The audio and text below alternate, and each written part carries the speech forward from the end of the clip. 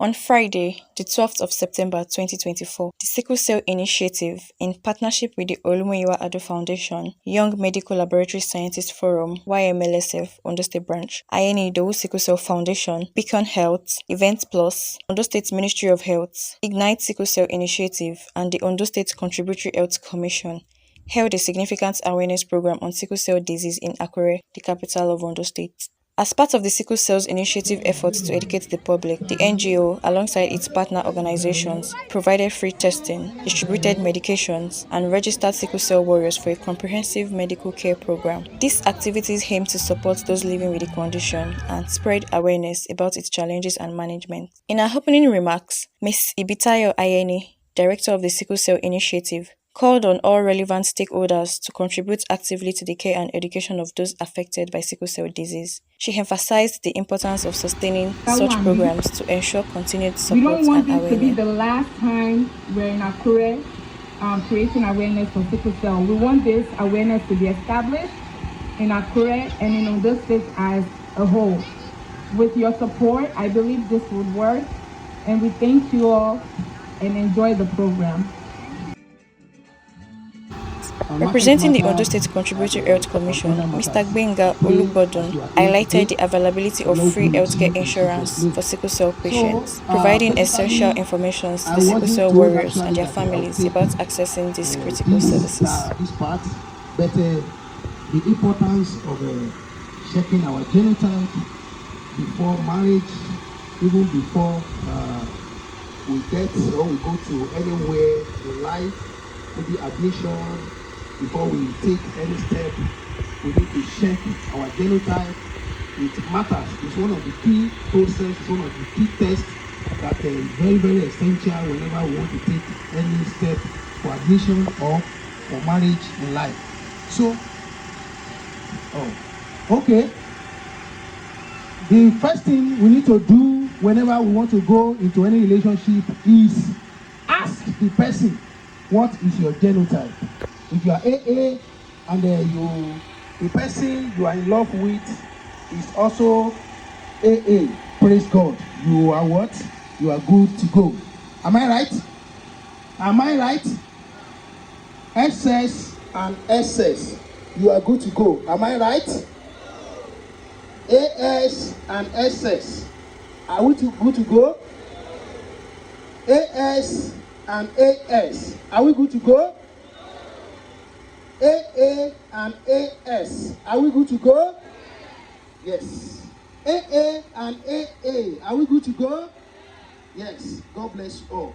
I want to also inform us that the essence of coming here today from Ondo State Contributory Health is to enroll those that are to enroll the sickle cell warrior into our health insurance scheme that are meant for vulnerables. After their enrollment, their access to care, we understand that they used to have some challenges and crises once in a while, but most of the time it takes much out of their pocket. But we are here basically to ensure that from now on, even till eternity, don't let me, till eternity, that the government will now rise up again now and be paying every bill that you incur in the hospital, in as much you are enrolled into this program. We are here to enroll those that have not been enrolled. Some have been enrolled during the Tuwashaye program last month, but today I know that many that are here that have not been enrolled into the program, some that have been enrolled, they have started enjoying the program by now, and they can give testimony even as of today. But people that are yet to be enrolled, we are here for them to enroll them into the free health insurance program today, that anytime they have crisis, there is no need of paying out of pocket anymore, so that we pay whatever bill they incur. Thank you, and God bless you.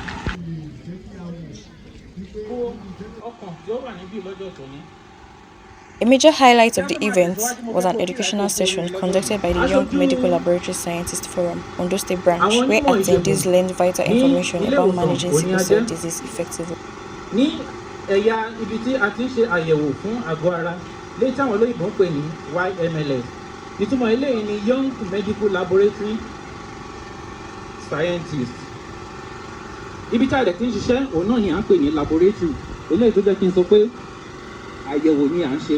Ibo la dẹ̀ ti ń ṣàyẹ̀wò bí kì í ṣe laboratory. Àmọ́ ìdí tí a fi wà níbí lọ́jọ́ tòní òun náà ni láti jẹ́ kí a mọ nǹkan tí a fi wà níbí lọ́jọ́ tòní, láti mọ̀ nípa sickle cell. Kí ni à ń pè ní sickle cell?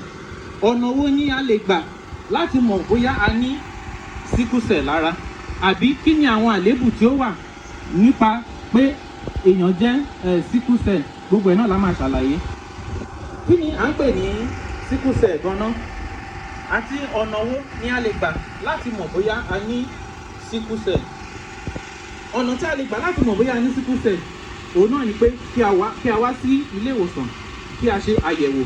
Àyẹ̀wò yìí ló máa jẹ́ ká mọ̀ bóyá a ní sickle cell àbí a ò ní sickle cell. Kí lẹ ni à ń pè ní sickle cell? Ó ní àwọn èròjà aṣèmírò kan tó wà lára tí àwọn míì tún ń pè ní àbùdá. Lọ́pọ̀ ìgbà tí nǹkan kan bá ti ṣe àwọn nǹkan aṣèmírò tó wà lágọ̀ọ́ ara yìí tàbí àwọn àbùdá yìí, eléyìí ló máa ń fa ohun tí à ń pè ní sickle cell. Tá a bá dẹ̀ ti ní ká tẹ̀síwájú, oríṣiríṣi nǹkan ni ó lè yọrí sí tí nǹkan kan bá ti ṣe àwọn àbùdá tí ó wà lágọ̀ọ́ ara. Mo fẹ́ ṣàlàyé fún wa bí a ṣe máa ń ní oríṣiríṣi genotype èyí tí àwa ènìyàn ní. Genotype yìí a máa ń gbà láti ara òbí méjèèjì ni. Òun ló fi jẹ́ wípé kí a tó ṣe ìgbéyàwó àbí kí a tó ní ọkọ àbí ní aya, ó yẹ kí a mọ irú genotype tí a ní. Toró ló máa jẹ́ ká mọ irú ọmọ tí àǹfààní wà fún wa láti lè bí. Tó bá jẹ́ wípé ènìyàn ní AA tó jẹ́ pé òní genotype tí ó dára jù, á jẹ́ wípé bàbá àti ìyá wọ́n ní AA ni àwọn méjèèjì ní. Òun ló máa fún ọ láǹfààní láti lè bí àwọn ọmọ tí ò ní sickle cell. Bọ̀ tó bá jẹ́ wípé bàbá jẹ́ AA àbí tí ìyá jẹ́ AA tí ìyá wa jẹ́ AS tí kan nínú wọn ní S, ó ṣeé ṣe kí wọ́n bí ọmọ tó máa ní S náà. Ó ṣeé ṣe kí wọ́n bí ọmọ tó lè ní AS. Ṣùgbọ́n èyí ò túmọ̀ sí wípé ó burú. AS náà kì í ṣe ó dára bíi AA. Ṣùgbọ́n kò dára kí òbí méjèèjì kí wọ́n jẹ́ S, káwọn méjèèjì ní S nínú genotype wọn. Torí táwọn méjèèjì bá ní S, ó ṣeé ṣe kó jẹ́ wípé S táwọn méjèèjì ní ni wọ́n máa donate fún ọmọ kan nígbà kan, tó túmọ̀ sí wípé ọmọ yẹn máa wá kó S méjì papọ̀ tó máa wá jẹ́ SS. Ẹ ṣé, mo dúpẹ́. Please, let's settle down so that you can pick one or two things. During a special session, Mrs. Ajibola, representing the Ondo State Ministry of Health, provided an in-depth overview of the history, causes, care, and prevention of sickle cell disease. Màmá try kí máa fi Yorùbá ká máa fi ní ìzẹ̀ fún wa kó lè yé wa dáadáa. Ṣùgbọ́n I will not bore us with a lot of medical jargons. Tó yẹ pé kò ní yé wa, a kàn mú díẹ̀díẹ̀ bí a ṣe yé wa sí. Sickle cell disease. Mo fẹ́ sọ brief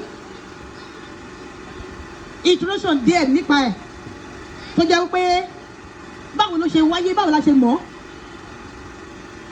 Several years ago, in 1910, a ní àwọn onímọ̀ ìjìnlẹ̀, àwọn kẹ́míìsì wa láti òkè ọ̀yà láti ìlú òyìnbó tí a porúkọ wọn ní James Herrick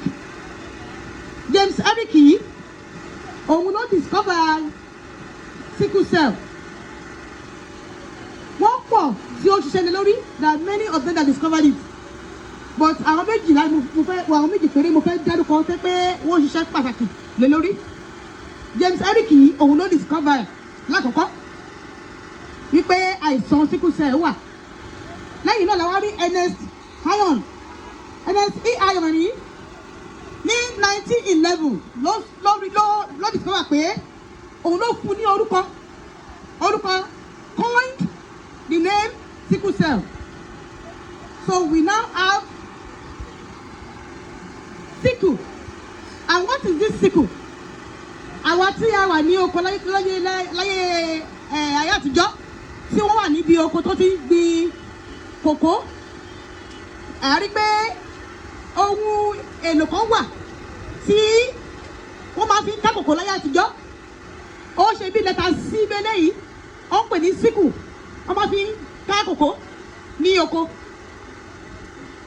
Bí lẹ́tà yìí tá a pè ní sí yìí, sickle yìí, bí sẹ́ẹ̀lì ara àwọn tí ó ní sickle cell yìí bó ṣe máa rí nìyẹn, because we have a lot of blood cells, red blood cells, white blood cells in our blood. Ṣé pé àwọn ló kórajọ tá a fi pè ní ẹ̀jẹ̀. Tí wọ́n lè ti rí bẹ́ẹ̀, red blood cells yìí ó yẹ kó ṣe kí ni kó jẹ́ sáàkù kó jẹ́ òdo, but fún àwọn tó ní sickle cell wọ́n ti tó wọ́n microscope tí wọ́n fi wò ó, wọ́n ti discover pé ó ṣe sí pé bí sí ló ṣe rí, kò ṣe bí òdo tó yẹ kó jẹ́. Àwọn James Eric lórí bẹ́ẹ̀, NSE iron ó wá discover pé ó rí bí sí, òun ló wá fún ní orúkọ pé sickle, pé ẹ̀jẹ̀ yìí blood cell yìí ó kù díẹ̀ káàtó. Láti ìgbà náà ní 1911 ni wọ́n ti fún ní orúkọ yìí tí wọ́n bẹ̀ sí ń jẹ́ orúkọ yìí fún àìsàn yẹn. So sickle cell disease is a genetic disorder affecting hemoglobin production, causing red blood cells to be crystal shaped, rigid and prone to breakdown. Hemoglobin ìyẹn ara àkópọ̀ ẹ̀jẹ̀ wa tàbí hemoglobin fún àwọn tí ó ní sickle cell àti kó sun jáde fún production ẹ̀ ó ní wàhálà díẹ̀ fún àwọn tó ní sickle cell. Red blood cell wọn kàkà kó ṣe bí òdo kí ara ẹ̀ le, ó wá ṣe bí abirùn díẹ̀ bẹ́ẹ̀ ni pé ó kọ bí sí. Ẹ̀jẹ̀ ní sickle cell kò kì í pé oye ọjọ́ tó yẹ kó pé, ó tètè máa ṣe kí ni o, ó máa ń ṣe ṣàwòrò tá a pè ní breakdown, á ṣe ṣàwòrò. Òun ni wọ́n fi sọ pé àìsàn ni, torí pé ó nílò ká ṣe kí ni ká bójútó wọn. Àmúyẹ àwọn nǹkan tó fà á, one of it is genetics. Yẹn ni wípé ara àwọn tó discover àìsàn sickle cell, wọ́n rí pé ó máa ń ran ọmọ láti ara ìyá àti bàbá. Genetics tàbí pé láti inú gene wa, ó máa ń wá láti ara bàbá àti ìyá sí ọmọ. Ìyẹn mo láti sọ fún wa níbí ni pé àwa tí a máa ń kanra mọ́ àwọn ọmọ wa tó ní sickle cell, tẹ́ pé òbí ni wá, tá a máa kanra mọ́ wọn, ẹ yé kanra mọ́ wọn mọ́ o, torí pé ara wa ni wọ́n ti ní. Torí ara àwọn nǹkan tí à ń face, one of the challenges we are facing even in the hospital as people taking care of them, nursing them, òun ni pé many a times our mothers, our fathers, they talk anyhow to these children. Wọ́n kọ̀ra mọ́ wọn, wọ́n sọ̀rọ̀ sí wọn, wọ́n ní àwọn olóògbé tó ti rí ibi tó ti gbórí burúkú wá, kò yẹ kó rí bẹ́ẹ̀ o. Mo fẹ́ kẹ́ ìmọ̀ lọ́jọ́ ìní pé you are the cause of what happened to these children. Torí náà a ò gbúdọ̀ kọ̀ra mọ́ wọn, a ò gbúdọ̀ bú wọn, torí pé àìmọye wọn tó ti ní kíni, tó ti ní depression as a result of the way we are treating them. Àyè máa sọ̀rọ̀ lọ́sọ̀rọ̀ díẹ̀, mo kàn fẹ́ ká mọ̀ wípé àwa látara àwa gẹ́gẹ́ bí òbí, òun ni àìsàn yìí ti jẹ́ sí ara ọmọ. Then we have this hemoglobin mutation. Mo sọ pé mi ò ní máa sọ òyìnbó medical tó pọ̀ jù. We have autosomal resection. Àwọn wọ̀nyí gbogbo tá à ń sọ wọ̀nyí ni wípé láti inú àpéjọpọ̀ ẹ̀jẹ̀ wa, mo sọ fún wa lẹ́jẹ̀ pé lẹ́kọ̀ọ́ pé tí ẹ̀jẹ̀ tí à ń wò yìí, tí orí ẹ̀jẹ̀ tí à ń wò yìí, àmọye àwọn ẹ̀yà tó wà nínú ẹ̀ tó kóra pọ̀ tí tó bá ti ṣe àìsàn tó bá ti kù dé káàtó sickle cell á wá sí ara àwọn ọmọ. Báwo la dẹ̀dẹ̀ ṣe mọ̀ wọ́n báwo la ṣe lè mọ̀ òun ni àwọn laboratory scientists wa wọ́n sọ fún wa lẹ́ẹ̀kan wípé you discover it through laboratory test. Wọ́n á ṣe test fún wa tá à ń pè ní genotype test. Wọ́n á lè tún ṣe blood group wa. Òun ti ṣàlàyé fún wa lọ́pọ̀lọpọ̀ nípa blood group oríṣiríṣi tá a ní àti àwọn genotype wa. So ẹ jọ̀ọ́ wọ́n ti sọ nípa AA, AS, SS àti SC. So àwọn oríṣiríṣi wọ̀nyí la ní sí ẹ̀jẹ̀ wa ṣùgbọ́n a sọ fún pé àwọn AA ó dára lọ́pọ̀lọpọ̀, AS òun náà dára ṣùgbọ́n ó ti ní ẹ̀yà sickle cell lára. Òun ló fi sọ fún wa lẹ́ẹ̀kan pé ẹni tó bá ní AS ó ti ní ẹ̀yà sickle cell lára kò sí kò tó ṣe é o ṣùgbọ́n ẹ̀yà yẹn ti wà nínú ara ẹ̀ ṣùgbọ́n kò ní gbórí sókè dáadáa. Tí irú ẹni bẹ́ẹ̀ bá wá fẹ́ yàwó àbí fẹ́ ọkọ kó láti ṣọ́ra kó má fẹ́ ẹni tí ó ní AS torí pé AS ti ti ọkọ yẹn àti tiẹ̀ tó bá ti pàdé ada kí ni o ada SS. Ṣé ẹ̀ ń gbọ́rọ̀ mi? Ṣó yé wa? Èyí tó ti ṣẹlẹ̀ ní pé tí SS yẹn náà wà ń bẹ̀. SC yẹn ó pọ̀ oríṣiríṣi. Àwọn kan bẹ̀rẹ̀ question lẹ́kọ̀ọ́ pé AC àti SC gbogbo wọn they are all sickle cell. SC yẹn ó kàn lò díẹ̀ nípa àwọn àmì tó ń gbé jáde sí ti SS ni ṣùgbọ́n ó wà lára. AC òun ló lóòjù. AC has no anemia attached to it. Kò dẹ̀ ti ṣe kí ni kò tún ní is asymptomatic torí pé kò kì í gbé àmì jáde lára. Gbogbo àwọn ẹ̀yà wọ̀nyí gbogbo wọn náà ní sickle cell ṣùgbọ́n ó ní ìpele sí ìpele ó lágbára ju ara wọn lọ. A ní àwọn signs and symptoms tí àwọn tó bá ní sickle cell tí wọ́n ṣe kí ni o tó máa ń ní in case tó bá pé àwọn ọmọ tó wà lọ́wọ́ wa wọ́n ti ní àwọn àmì wọ̀nyí ṣùgbọ́n a ò mọ̀. Àkọ́kọ́ ẹ̀ka gbé wọn wá fún test. Lẹ́yìn eléyìí we will do what? We begin to monitor them for these signs and symptoms. One, we have shortness of breath. Kí ni shortness of breath yìí? Mímí tí ò balẹ̀, mímí gúlegúle, bẹ́ẹ̀ ni wípé mímí wọ́n fẹ́ ṣe kí ni wọ́n fẹ́ sé ìmí. Wọ́n sé ìmí tí wọ́n tún ṣe kí ni wọ́n tún bẹ̀ sí ní lọ. Mímí wọn ò balẹ̀ kò kanlẹ̀. Àwọn kan tó máa ń fà wọ́n wọ̀n ní pé sickle cell disease ó máa ń jẹ́ kí àwọn ẹ̀jẹ̀ wọn wọ́n ṣe kí ni kó break down bí mo ṣe sọ fún ọ lẹ́kọ̀ọ́ pé ẹ̀jẹ̀ oní sickle cell kò kí ṣe kí ni o kò kí ń dókè dáadáa.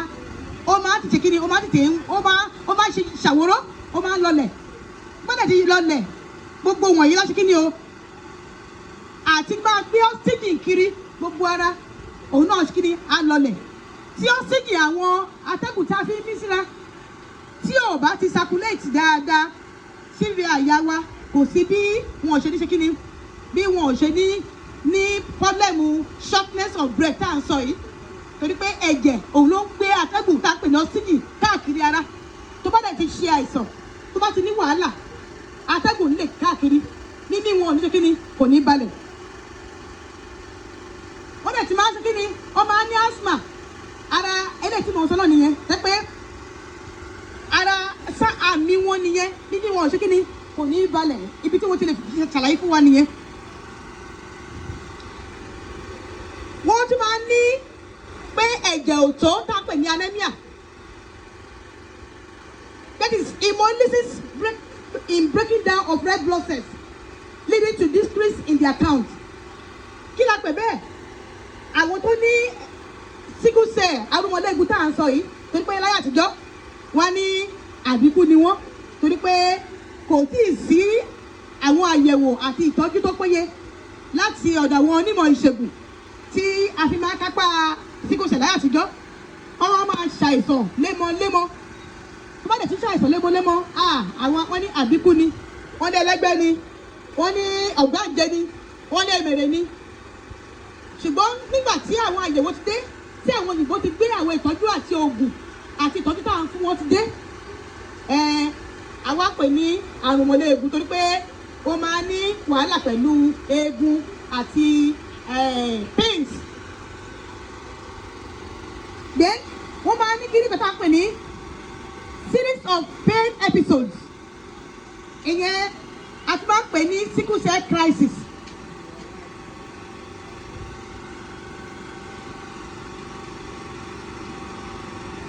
Please, who is Saliu Akorede?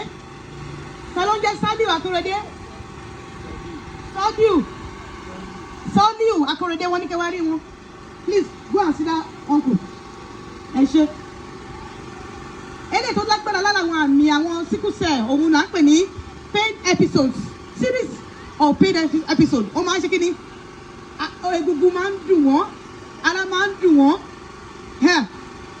Tẹ́ bá rí wọn nínú wọ́ọ̀dù orí bẹ́ẹ̀dì lọ́sítù many times àwọn tá a ṣètọ́jú wọn lọ́sítù á dẹ̀ kẹ́kẹ́ máa sùn pẹ̀lú wọn. Yes, mo ti wà pẹ̀lú ẹni tó ní sickle cell mọ́jú rí nígbà tó ní crisis. Mo dúró tì í lẹ́gbẹ̀ẹ́ bẹ́ẹ̀dì bẹ́lẹ̀ yìí. Òun fúnra rẹ̀ wá sọ pé nọ́ọ̀sì go and sleep, go and rest, please go and rest. I told her, I said no, you are having pains, I can't leave you, I can't go and sit down or rest when you are having pains. She said, I have troubled you so much all through the night, you have been standing by my bed, please go and sleep. I said no, I will not leave you, because a ti lo gbogbo oògùn, a ti ṣe gbogbo ìtọ́jú, a ti ṣe gbogbo nǹkan tá a lè ṣe fún, ṣùgbọ́n pain yìí ó ṣe kí ni ó persist. They normally have very chronic pains. Àwọn kan pè ní sickle cell crisis, then a lè pè ní pain episode. Sickle cell shaped blood yìí tá a sọ pé blood cell wọn tó ṣe bí sí tí ò lágbára púpọ̀ yìí kò kí ń jẹ́ kí ẹ̀jẹ̀ yẹn kò kí ń gbé atẹ́gùn káàkiri gbogbo ara, kò wá ní sí atẹ́gùn tó tó enough oxygen in the tissues, so gbogbo tissue ara kò sí atẹ́gùn tó péye. Àwa ṣe kí ni o, àwa ní sí kí kó máa ní arúmọléegun, kó máa ní pains, torí pé ẹ̀jẹ̀ gan tó ṣàìsàn yìí òun ló ń gbé atẹ́gùn jẹ́ káàkiri ara, atẹ́gùn ò ní tó sí gbogbo tissue ara. Àwa ní kí ni abẹ̀ tí máa ké, a máa ní pains. Tó bá dẹ̀ ti bẹ̀rẹ̀ pains yẹn, wọ́n ti bẹ̀rẹ̀ ariwo yẹn gbà míì, wọ́n á jí gbogbo àwọn patient tó wà ní hospital, wọ́n á jí wọn sílẹ̀ ni, ó máa ń lágbára lọ́pọ̀lọpọ̀. Ibi tí àánú wa ti máa ń ṣe kí ni, táàánú wọn ti máa ń ṣe wá lọ́pọ̀lọpọ̀ nìyẹn. Kárí pé the reason why we have come to partner with the organizers of this program is that káwá bá wọn sọ̀rọ̀. We have come to partner with them, also to encourage all of you, and also to let you know a lot of things you need to know to take care of yourself, so that kì í ṣe gbogbo wọn náà ló máa ń ní arúmọléegun yìí o, tí ìtọ́jú bá péye kì í ṣe gbogbo gbà ni wọ́n máa ń ṣe kí ni wọ́n máa ń fall sick, wọ́n máa ń lọ sí hospital. Ó máa ń rẹ̀ wọ́n, general weakness á rẹ̀ wọ́n, á dẹ̀ pé pé tó máa ń rìn bẹ́ẹ̀ ni pé wọ́n fẹ́ ré bọ́ ni. Wọ́n dẹ̀ máa ní dizziness, àti pé láti inú wá rírẹ̀ ní láti inú wá fainting attack ó máa ń wà fún wọn. Wọ́n máa ń ní ẹ̀fọ́rí yẹn máa ń pọ̀ tó yẹ pé wọ́n máa ń gbá orí mú gbà míì tí wọ́n máa pariwo orí fífọ́. Wọ́n máa ní joint pain. Kí la pè ní joint pain? Joint àwọn oríkèéríkèé ibi tí egun ti pàdé, egun pàdé lórí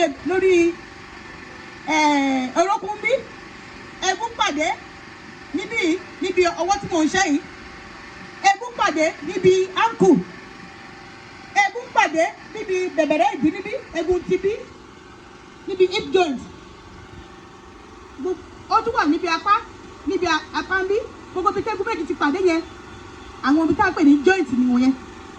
So they have joint pain torí pé àwọn nerves ibẹ̀ wọ́n ṣe kí ni o, wọ́n ti bàjẹ́ torí pé kò ẹ̀jẹ̀ ní blood is life.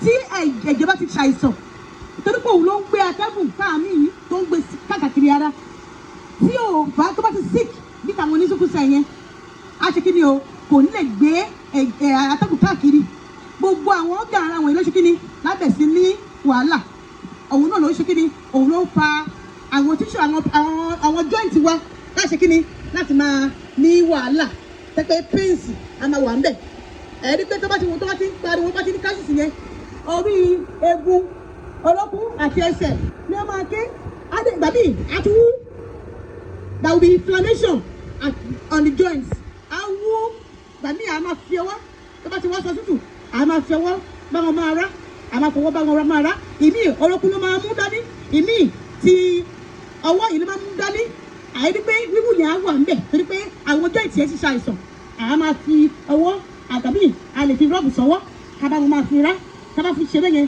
ká kí wọn gbàmí àwọn kékeré yẹn àwọn máa kọ́ni fún wọn ó máa ń ṣe kíni ó máa yẹ ká láti ṣe kíni kó tù wọ́n ó lè máa ní fíńgà ìyẹn pé ara gbígbóná nígbà tó bá ti ní pain títí ti kékékéké ìdí akẹ́mọ́jú ó máa ń lágbára tó bá lè ti ní bẹ́ẹ̀ yẹn fíńgà yé alábẹ̀sí máa gbóná àgbègbè àwọn kékeré yẹn àti bẹ̀sí máa tọ́jú fíńgà then ó tún máa ní infection torí pé a ti sọ fún wọn lẹ́kọ̀ọ́ pé when those joints are having issues when there is no much blood supply to those joints ẹ̀rí pé infection náà ṣe kí ni àbẹ̀sí máa jáde kòkòrò àbẹ̀sí máa ṣẹlẹ̀ níbẹ̀ jẹ́ pé kòkòrò yẹn náà ìgbà míì àgàgà àwọn tó ní kòkòrò yẹn nínú ẹsẹ̀ nínú egun ẹsẹ̀ ẹ̀rí pé many of them wọ́n máa ń tàǹgìlì ẹsẹ̀ yẹn torí pé a ti wá àfẹ́tì egungun yẹn because of the infection ìmí ẹsẹ̀ yẹn á máa tàǹgìlì ẹ̀ ìmí ẹsẹ̀ yẹn á wọ́ díẹ̀ torí pé kòkòrò infection tí ó ṣẹlẹ̀ as a result of shortage of oxygen in those joints and in their bone á wá àfẹ́tì wọn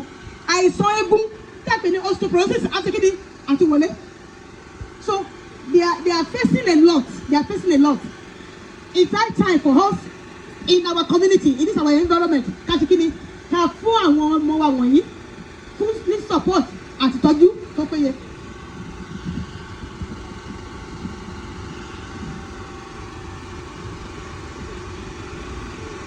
Lẹ́gọ̀ọ́sà ó tún máa ń wà torí pé pàtí ọ́sìkì tí mo sọ fún wa yẹn òun náà tún ní jàǹbá yẹn tí ò bá ti circulate dáadáa.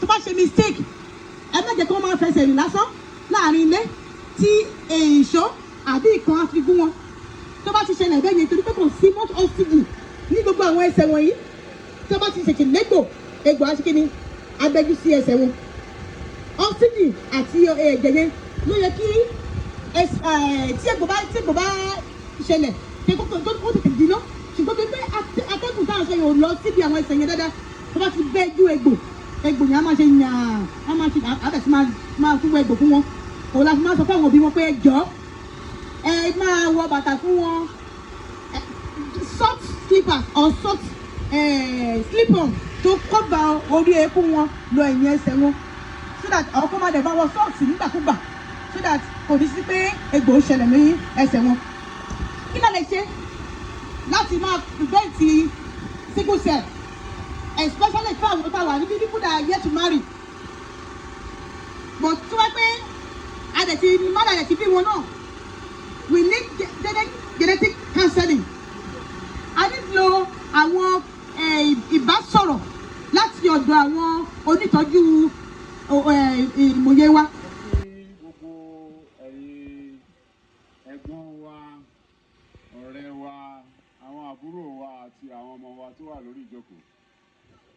Enriching participants with valuable knowledge to better understand the condition. In his special remarks, Barrister Olumuyiwa Adu, a renowned politician and philanthropist from Akure, advised the public to be mindful of genotype compatibility before marriage. He reaffirmed his unwavering support for the sickle cell warriors and offered words of encouragement, praying for their strength and resilience.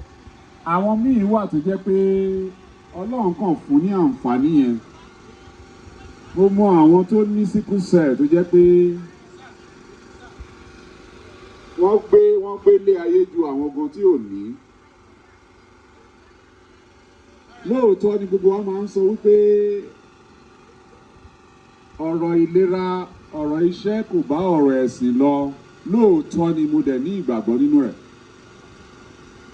Ṣùgbọ́n lórí pé tá bá ti kúrò nílé wa láàárọ̀ kẹ̀kẹ́ ò jáàmù wa ọ̀kadà ò jáàmù wa àwọn mọ́tò à ní accident ìyẹn ni mo fi kọ́ lọ sí áńgù yẹn pé ní gbogbo ìgbà ká máa fi ọpẹ́ fún Olúwa nítorí pé ó dá ẹ̀mí wa sí. Ṣùgbọ́n ṣe wá rí èyí tí àwọn èèyàn wá gbé wá sí lébi lénìí, àwọn míì lè máa rò pé bóyá ìgbà tí gbogbo democracy park tó bá kú, ìgbà yẹn lèèyàn ń ṣe nǹkan tó jẹ́ pé ó jẹ́ àǹfààní fún àwa ènìyàn.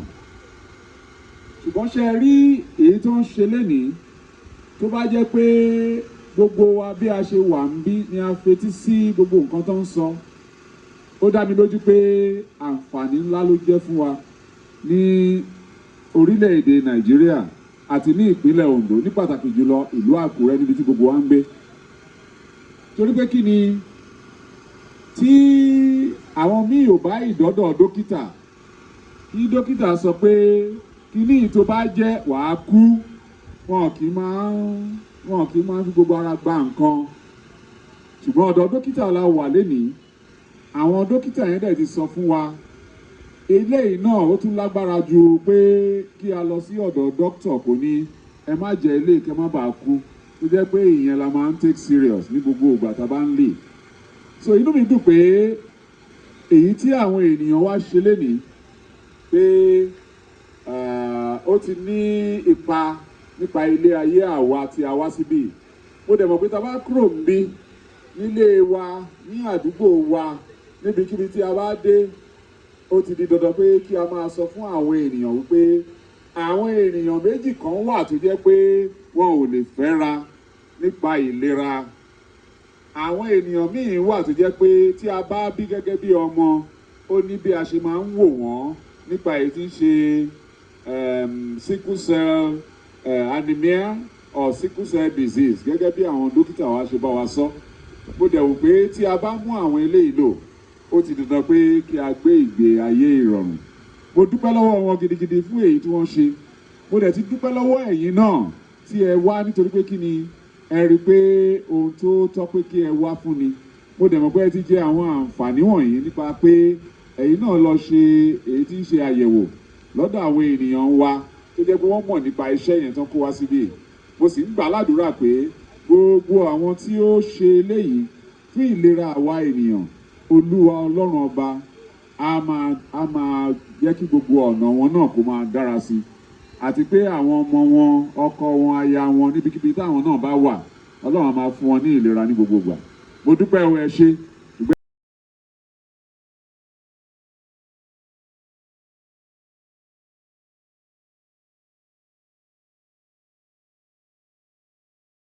The event was a remarkable step towards raising awareness and fostering community support for those living with sickle cell disease, demonstrating the power of partnership and advocacy in the fight against this condition. Deborah Ojodo, Scopeline TV.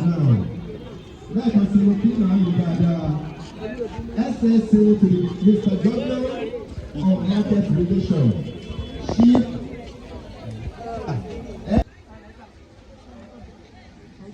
You are welcome, sir. Also, I would like to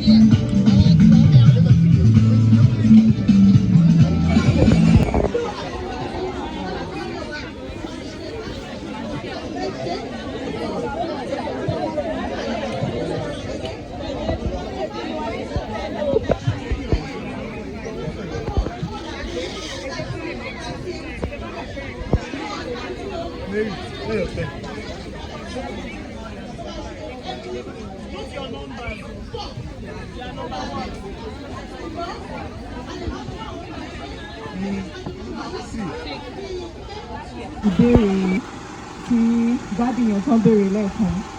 So the thing is that there is something called misdiagnosis.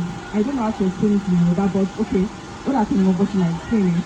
So there is a possibility that convalescent testing for genotype testing, that they give them the wrong result.